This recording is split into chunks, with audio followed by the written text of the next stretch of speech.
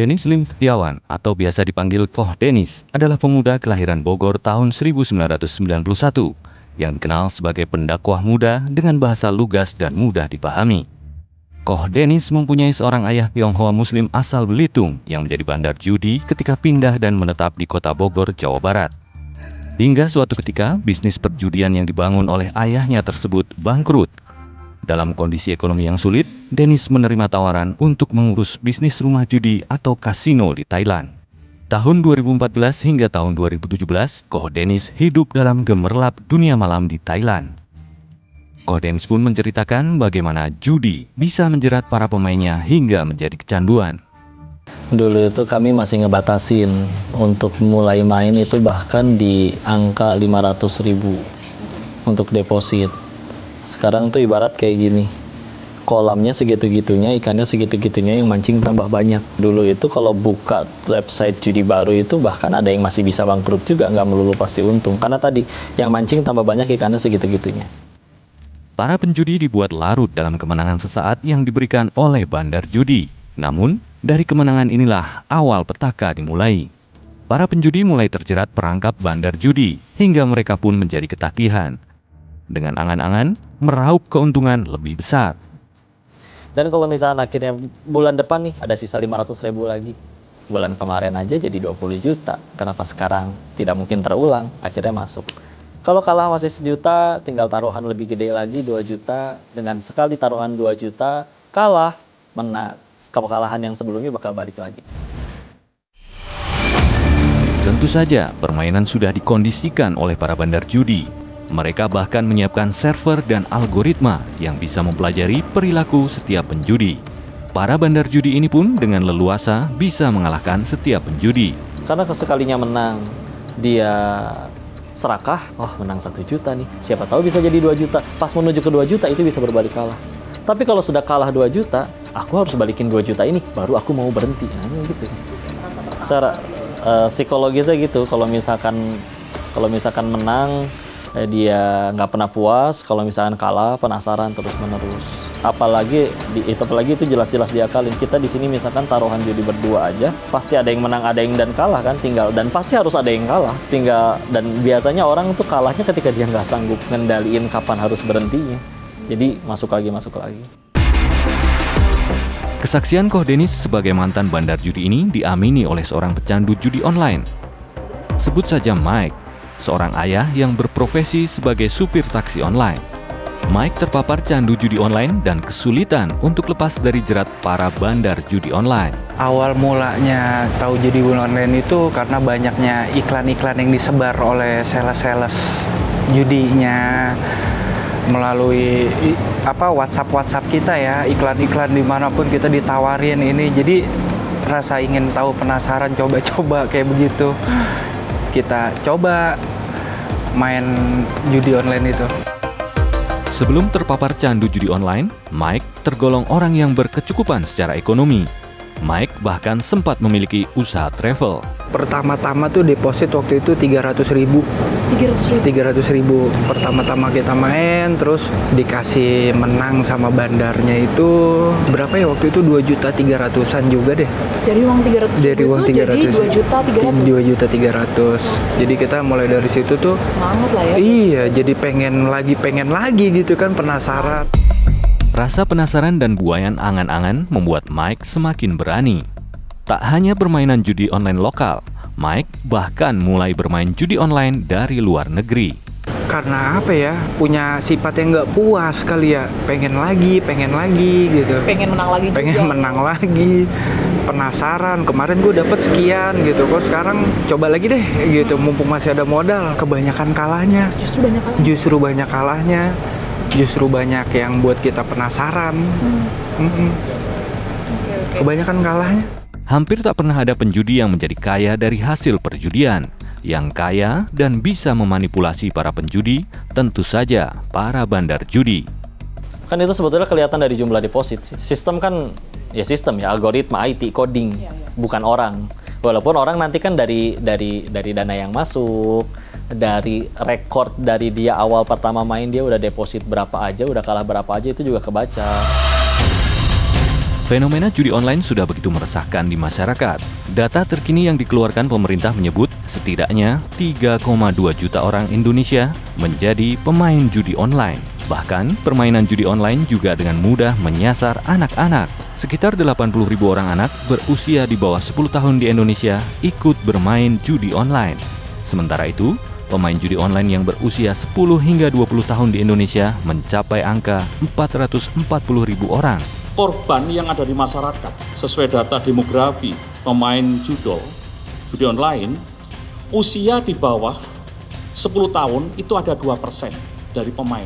Totalnya 80.000 yang terdetek. Kemudian usia antara 10 tahun sampai dengan 20 tahun itu ada 11% datanya, kurang lebih 440.000. Dan usia 21 sampai 30 tahun 13%. 520.000. Dan usia 30 sampai 50 tahun itu 40%. 1.640.000. Usia di atas 50 tahun itu 34%, itu jumlahnya 1.350.000. Ini rata-rata adalah kalangan menengah ke bawah yang jumlahnya 80% dari jumlah pemain 2,37 juta tersebut. Fenomena judi online tak hanya menjangkiti penduduk perkotaan. Pemerintah menemukan adanya praktek jual beli rekening yang kemudian digunakan untuk transaksi judi online di kampung-kampung di pedesaan. Para anggota jaringan bandar judi online ini menyusup masuk ke kampung-kampung di pedesaan. Dengan pendekatan-pendekatan persuasif, mereka merayu warga desa untuk membuat rekening online yang kemudian digunakan untuk bermain judi online. Bisa juga ratusan rekening oleh pengepul dijual ke bandar-bandar tadi rekeningnya, dan oleh bandar digunakan untuk transaksi judi online. Selanjutnya, sejumlah kejadian tragis ibarat mendapat siksa neraka menimpa para pecandu judi online. Mulai dari dipenjara akibat melakukan tindakan kriminal, keluarga yang hancur berantakan, hingga nyawa yang melayang akibat terpapar candu judi online.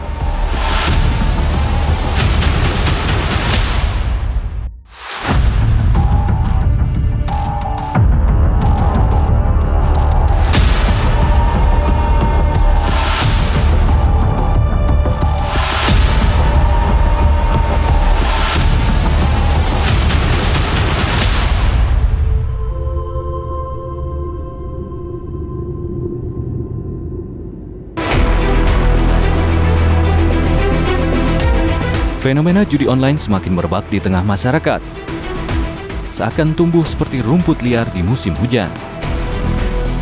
Sebagian kalangan mulai menyerukan kekhawatirannya, sebab judi online ditengarai telah menyebabkan kecanduan yang menjadi akar dari berbagai permasalahan sosial. Sejumlah kejadian tragis ibarat mendapat siksa neraka menimpa para pecandu judi online. Mulai dari dipenjara akibat melakukan tindakan kriminal, keluarga yang hancur berantakan, hingga nyawa yang melayang akibat kecanduan judi online. Nasib tragis dialami seorang oknum polisi yang kecanduan judi online di Mojokerto, Jawa Timur. Oknum polisi tersebut tewas setelah dibakar oleh istrinya sendiri yang juga anggota polisi karena kesal suaminya tersebut menghabiskan uang banyak untuk bermain judi online. Sementara itu, di Semarang, Jawa Tengah, seorang suami nekat gantung diri di rumahnya karena malu dan terlilit hutang akibat kalah bermain judi online. Itu memang ada pesan terakhir dari suaminya bahwa untuk suami ini menitipkan kepada istri ada hal yang harus sekiranya itu diselesaikan, terutama pada saat hutang ataupun menggadaikan rumahnya. Peristiwa tragis lain terjadi di Kabupaten Bungo, Jambi. Seorang warga yang kecanduan judi online tega memenggal kepala temannya sendiri akibat tersinggung dengan perkataan korban.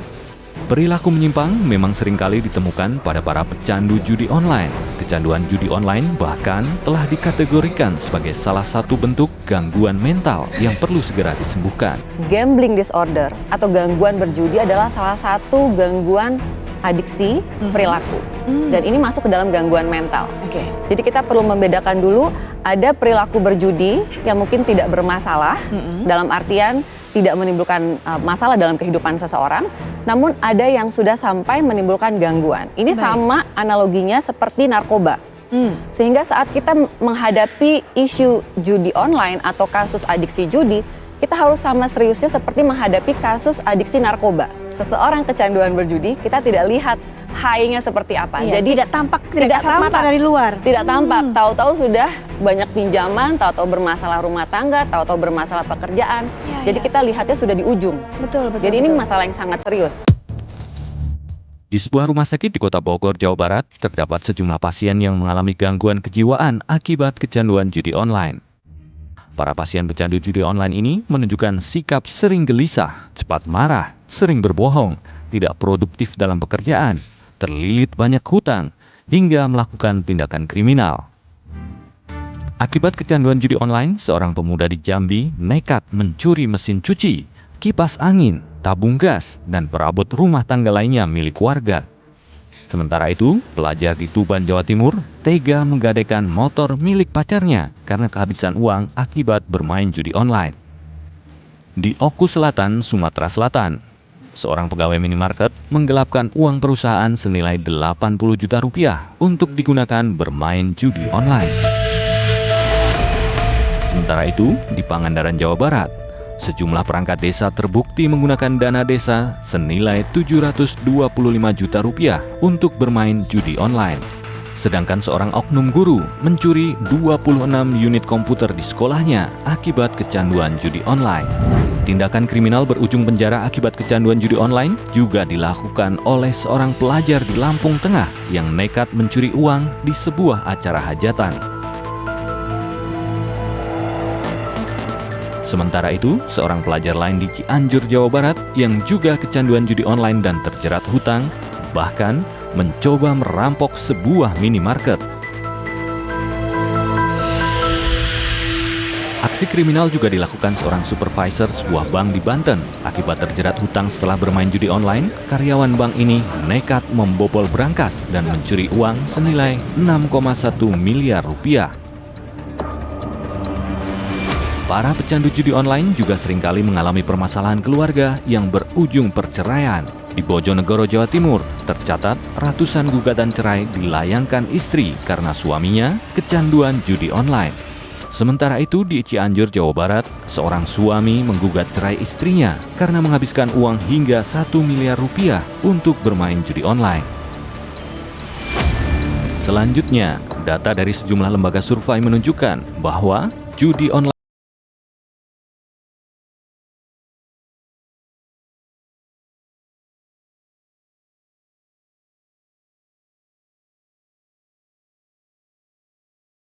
nilai transaksi judi online diperkirakan mencapai 800 triliun rupiah dalam beberapa tahun terakhir, yang ternyata juga ikut menyeret sejumlah nama selebriti di tanah air.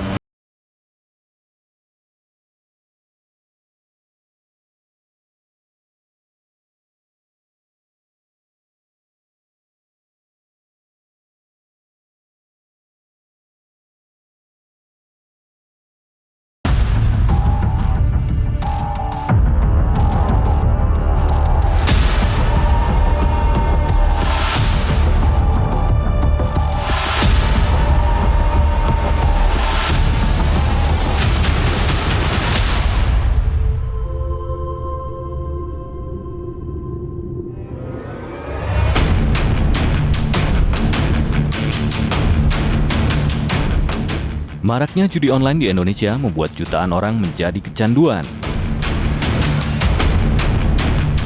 Beberapa waktu lalu, survei Drone Emprit, sistem monitor analis media sosial menunjukkan jumlah pemain judi online slot di Indonesia menempati posisi nomor 1 dunia dengan jumlah 200.000 lebih pemain judi slot. Judi slot memang menjadi jenis permainan yang paling banyak disukai pecandu judi secara global. Hal ini terlihat dari laporan survei quitgamble.com, perusahaan yang memberi layanan penanganan kecanduan judi. Selama periode Juni 2023 hingga Januari 2024, Quitgamble.com mensurvei 3.320 pecandu judi dari berbagai negara yang menggunakan layanan mereka. Sebanyak 83% responden pecandu ini bermain judi secara online dan 73% terlilit masalah utang. Mayoritas atau 72% diantaranya juga mengaku kecanduan bermain judi slot. Judi slot umumnya dilakukan menggunakan mesin pemutar gambar. Penjudi memasukkan koin ke mesin, kemudian menarik tuas untuk memutar deretan gambar. Jika gambarnya berhenti dengan kombinasi atau urutan tertentu, pemain bisa mendapatkan hadiah uang. Mesin judi jenis ini umum ditemukan di kasino. Namun, seiring perkembangan teknologi digital, kini judi slot juga bisa dimainkan secara online.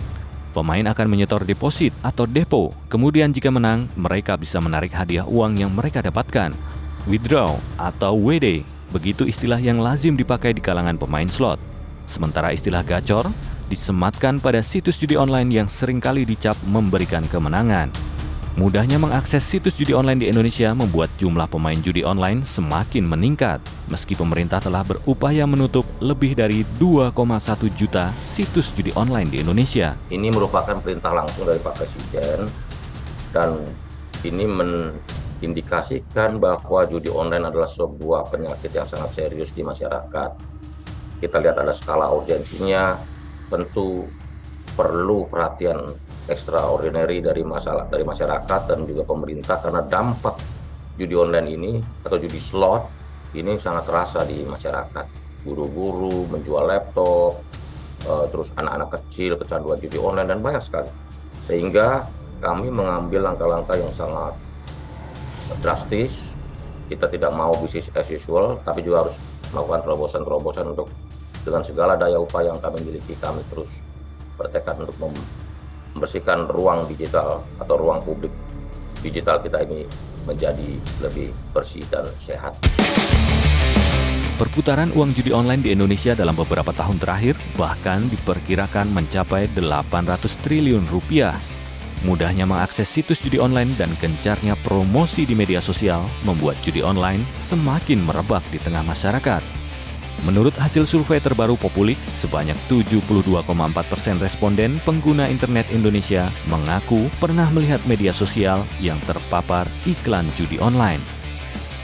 Mayoritas atau 46 responden menilai Instagram adalah media sosial yang paling sering terpapar iklan judi online. Kemudian posisinya disusul oleh Facebook dan YouTube.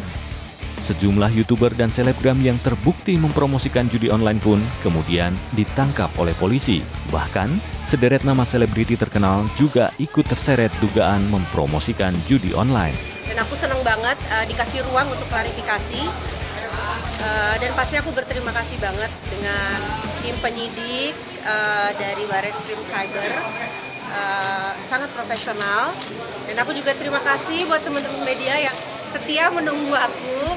Sekarang aku udah harus ke pekerjaan berikutnya. Ya pastinya saya datang ke sini dengan memenuhi panggilan saja.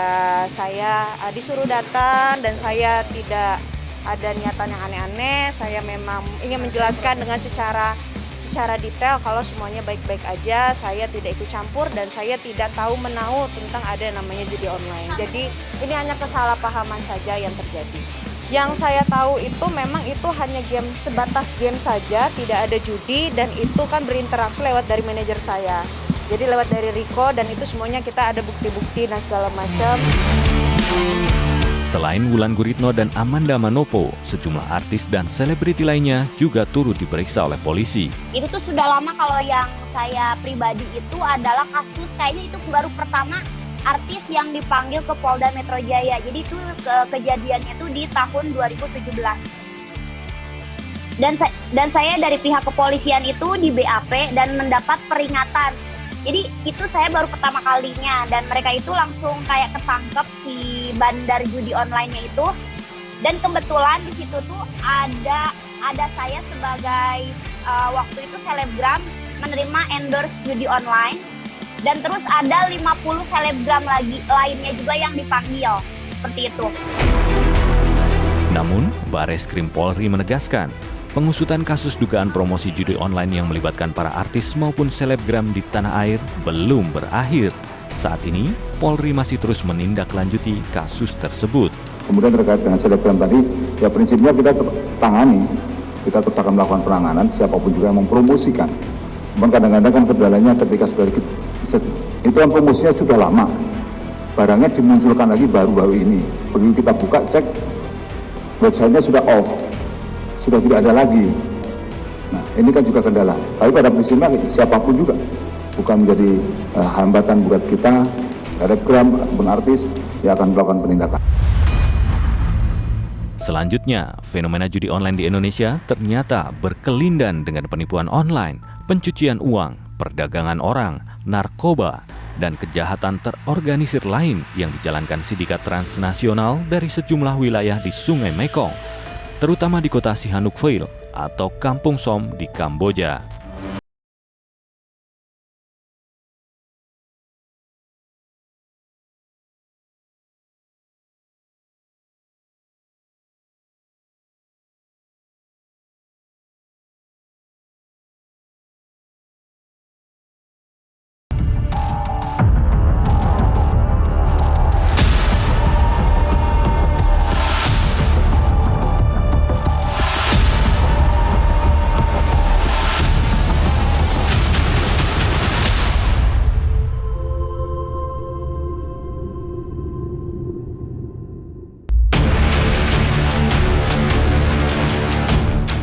Polisi telah berulang kali menangkap para bandar judi online dan anggota jaringannya.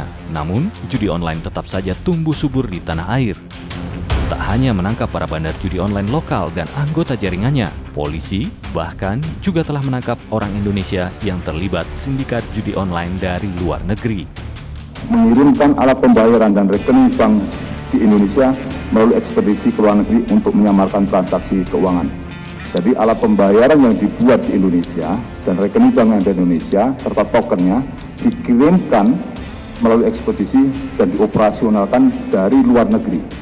Ini mereka juga sudah melakukan perputaran uang melalui cryptocurrency dan juga money changer. Kita terapkan pasal tindak pidana pencucian uang. Fenomena judi online di Indonesia ternyata berkelindan dengan tindak pidana pencucian uang, penipuan online, industri narkoba, perdagangan orang, dan kejahatan terorganisir lain yang dilakukan sindikat transnasional dari sejumlah wilayah di Sungai Mekong, terutama di kota Sihanoukville atau Kampong Som di negara Kamboja.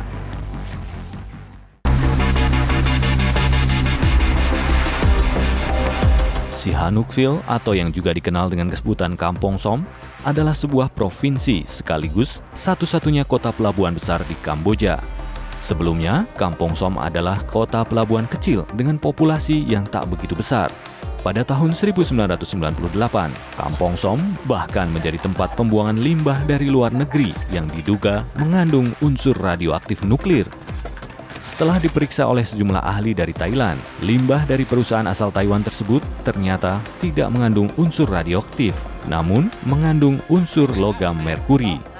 Sekitar tahun 2010-an, wajah Sihanoukville atau Kampong Som mulai berubah drastis. Provinsi ini menjadi lokasi strategis program Belt Road and Initiative pemerintah Cina bersama dengan pemerintah Kamboja.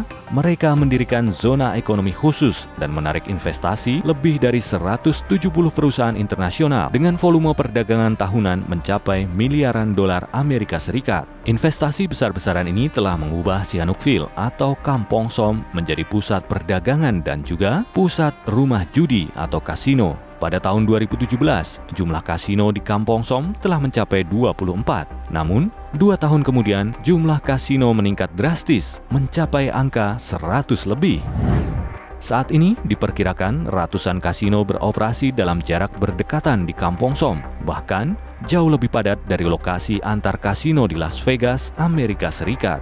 Catatan pemerintah setempat menunjukkan 90% bisnis di Kampong Som dikuasai oleh para pebisnis dari Cina.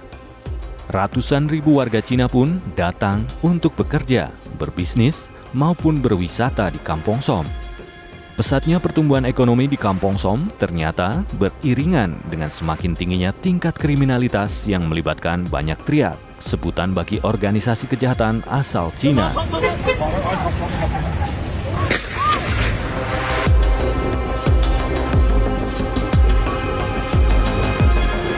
Beragam modus kejahatan, bahkan pembunuhan, menjadi sesuatu yang tak asing di Kampong Som. Bahkan seringkali, korban pembunuhan tersebut dibuang begitu saja di tengah jalan raya.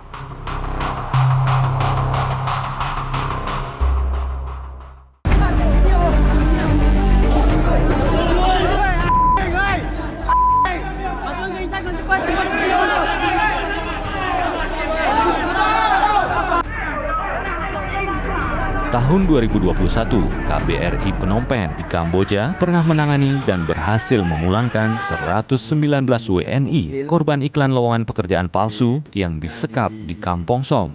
Daerah Kamboja, kami minta tolong pada rekan-rekan pemerintah untuk menolong kami karena kami baru ribut tadi malam di Kambojanya tersebut melawan perusahaan cungkoknya.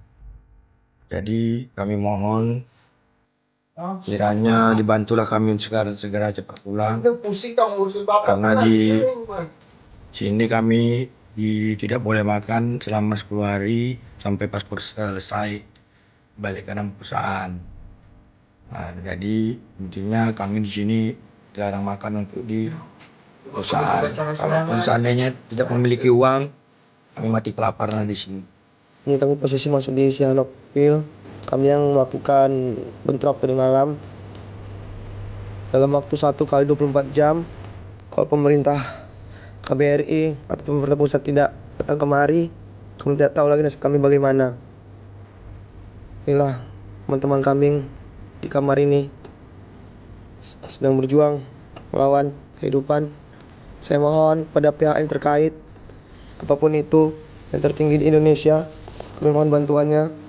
Kami tak tahu lagi nasib kami bagaimana di sini. Dapat kami update pada per hari ini ada tambahan 7 orang. Jadi dari 53 setelah melakukan pendalaman KBRI Phnom Penh menemukan ada tambahan 7 orang lagi. Jadi total ada 60 warga negara kita yang bekerja dan disekap di perusahaan online scam. Jadi informasi ini awalnya kami terima dari berbagai macam pihak, termasuk informasi ini juga diterima oleh KBRI kita yang ada di Phnom Penh. Segera setelah menerima informasi tersebut, kita berkoordinasi dengan kepolisian Kamboja untuk bisa melakukan langkah-langkah penyelamatan. Tahun 2022, kasus yang meningkat. Tercatat 291 WNI menjadi korban penipuan. Bahkan, sedikitnya 53 WNI yang menjadi korban penipuan tersebut dipaksa untuk ikut terlibat sindikat perjudian online.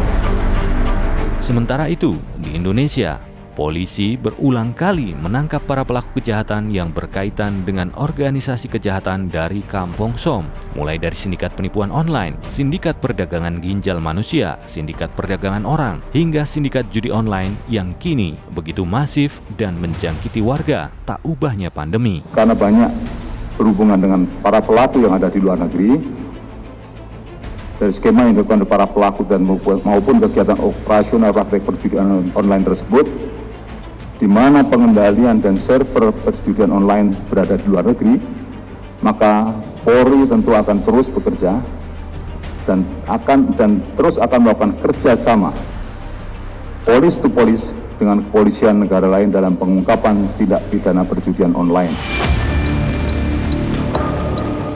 Selanjutnya, jangan judi, begitu pesan Presiden Jokowi setelah membentuk Satgas Pemberantasan Judi Online yang dipimpin oleh Menko Polhukam.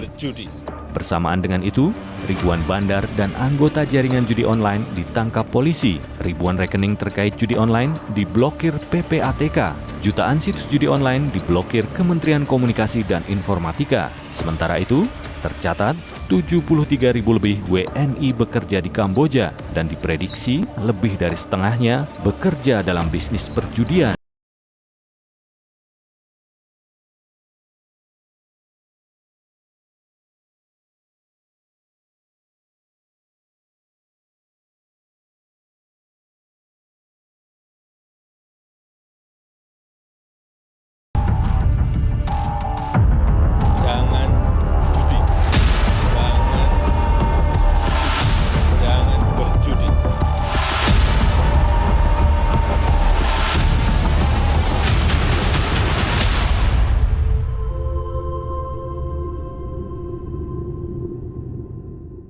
jangan judi, jangan berjudi. Penyebaran judi online yang begitu masif di negeri ini membuat pemerintah dipaksa bekerja ekstra keras untuk memberantas perjudian online. Presiden Joko Widodo pun turun tangan dengan membentuk Satgas Pemberantasan Judi Online melalui keputusan Presiden nomor 21 tahun 2024. Satgas Pemberantasan Judi Online ini mulai bekerja pada bulan Juni hingga Desember 2024 mendatang.